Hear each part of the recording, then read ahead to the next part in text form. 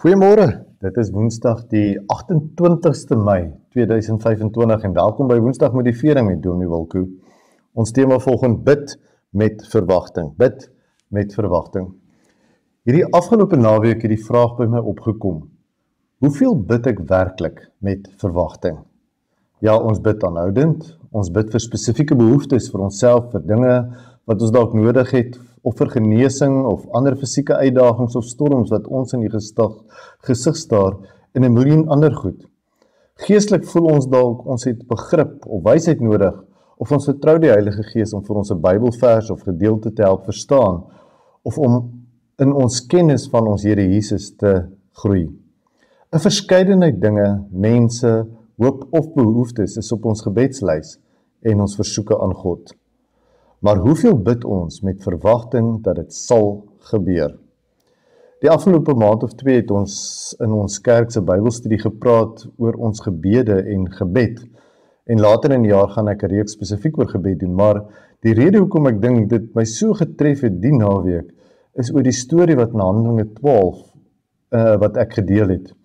In hierdie hoofstuk lees ons hoe Herodes vir Petrus gevange laat neem nadat hy vir Jakobus vermoor het en gedink het dat dit 'n briljante skuif sal wees om die guns van die Joodse leierskap te wen as hy van Petrus ontslae sou raak. 4 afdelings met 4 soldate elk het Petrus bewaak. Hy was agter 2 geslote deure, in kettinge geboei toe 'n engel van die Here hom kom uitlei en weer deur die toehek in die stad inlei en hom na die kerk te stuur waar hulle in 'n huis besig was om te bid.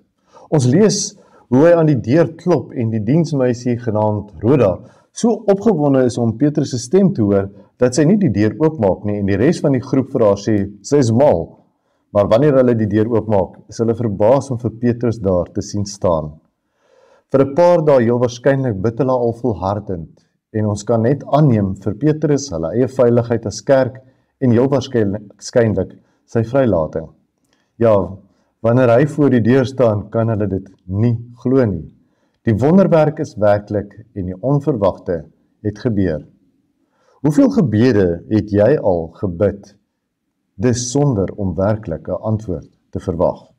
Hoeveel gebede het jy al gebid waar jy, net om 'n paar dinge te noem, 'n wonderbaarlike antwoord deurbraak ontvang het en gesien het hoe God die menslike onmoontlike vir jou doen en jou uit 'n situasie uitred? Hoeveel keer het jy al ervaar dat jy meer ontvang as dit waarvoor jy gebid het?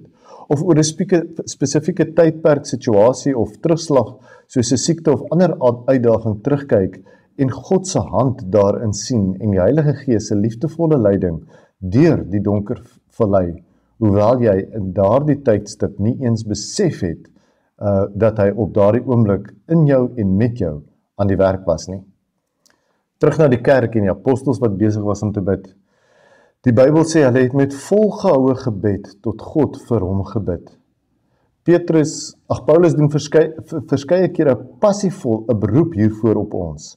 Daar is 'n moontlikheid in die konteks van hoofstuk 11 dat Paulus tydens hierdie ontmoeting teenwoordig was en dat die manier waarop hy gebid en dikwels oor gebed gepraat het, verander het hierso. Ons lees ongeveer 8 keer in Handelinge dat die kerk met volgehoue gebed en eensgesind gebid het.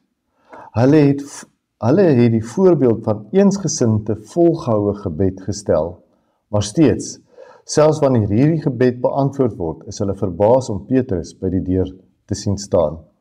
God poor ons aan om met getroue verwagting en in eenheid te volhard. Ons sal dikwels verras word deur sy antwoord of die manier waarop hy antwoord en soms sal ons volhardend aanhou bly bid totdat ons gebed beantwoord word. Dit is jou motivering vir vandag. Terwyl ons die koms van die Heilige Gees hier tydens Pinkstertyd vier, kom ons hou nie op met ononderbroke gebed in verwagting nie. Hoop in 'n Bybelse sin is so 'n kragtige daad en net so is verwagting. Hoop en verwagting is basies sinonieme of twee kante van die munt, maar om te hoop is om sonder twyfel te weet, jy kan dit waarvoor jy in geloof vra verwag. En verwagting is om in geloof te staan, wetende dat dit waarvoor jy hoop, gaan gebeur. En daarom is die vraag wat ons onsself moet afvra wanneer ons bid, is dit: wat verwag ons? Ons eie wense of begeertes? Verwag ons dat God gaan antwoord om vir ons die beste uitkoms vir ons behoeftes te gee? Sal dit altyd die antwoord wees wat ons wil hê? Nee, want God sal antwoord soos hy weet die beste vir ons is. Maar hy sal antwoord en ons lei nie na daar waar ons moet wees gaan, maar hy sal ons antwoord en ons lei na daar waar ons moet wees, gaan of na toe groei. Na daar waar ons moet wees, gaan of na toe groei. Hoekom gee dit vir ons so 'n kragtige fondasie? Die rede is eintlik baie eenvoudig. Ons verwagtinge, gegrond op God se karakter, God se waarheid en God se woord, kan nie teleurgestel word nie. Ons kan seker wees, as God dit sê, dan sal dit gebeur. As ons in gebed vra, sal hy luister. As ons behoeftes, kommer en besorgdheid voor hom lê, sal hy daarvoor sorg. Hy is besig met ons. Hy sal dit wat hy beloof doen, en daarom kan ons in ons gebede volhard en aan hom vashou totdat ons die deurbraak sien.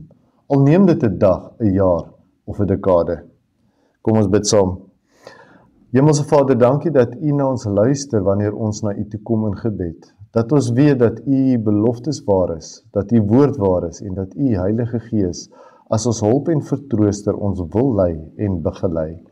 Help ons om U gelowig aan te hou vol, voortdurend en sonder twyfel, maar met verwagting. Dankie dat U ons behoeftes ken en vir ons meer gee as wat ons kan bid of dink. Help ons Heilige Gees om nooit op te hou bid nie. Ons bid dit alles in die naam van Jesus. Amen. My geliefdes, Woensdag motivering gaan vir 'n paar weke onderbreek word weens ons huidige verpligtinge, maar ek sal binnekort weer terug wees met nog motiverende boodskappe. Moet asseblief nie weggaan en weet, ek is lief vir julle almal. Geniet die dag, hou aan, vas aan die woord wat nooit vergaan nie. Hou aan opkyk na Jesus. Dit is Woensdag motivering met Dominee Wilko. Leef vandag doelgerig, gefokus op Jesus en doen alles soos vir hom. En totdat ons volgende week weer gesels, God se rykste seën.